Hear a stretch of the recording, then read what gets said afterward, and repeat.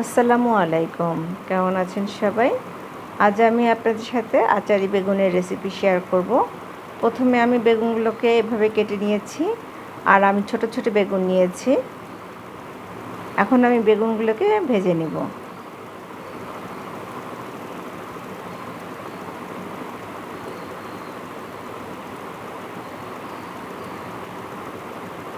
সব বেগুন দেওয়া হয়ে গেছে, আর বেগুনগুলো ভাজাও হয়ে গেছে। এখন আমি বেগুনগুলো তুলে নেব।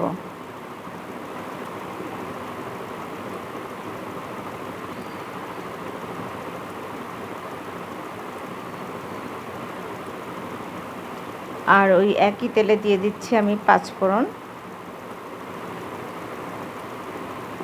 হিং আর পেঁয়াজ কুচি। সব কিছু একটু ভেজে নেব।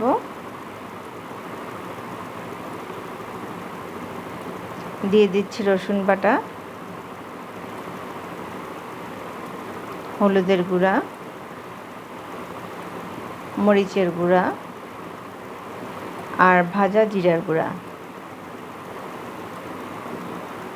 সব মশলাগুলো এখন কষিয়ে নিব। মশলাটা কষানো হয়ে গেছে। আমি দিয়ে দিলাম সাদা সরিষা বাটা, সাদা কালো দুটোই মিশানো আছে।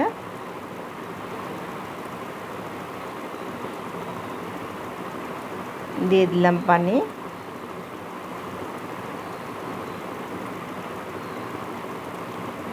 স্বাদ মতো লবণ।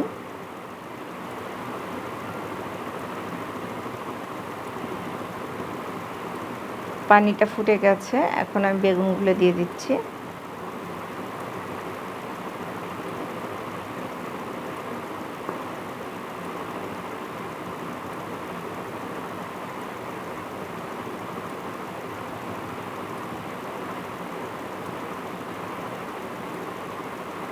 দিয়ে দিয়েছি তেঁতুলের কাঠ।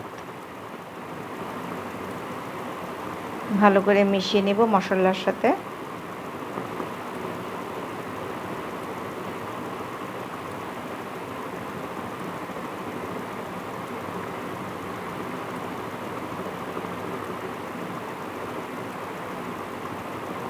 তেঁতুলের ব্যালেন্সটা ঠিক রাখার জন্য আমি একটু চিনি দিয়ে দিচ্ছি।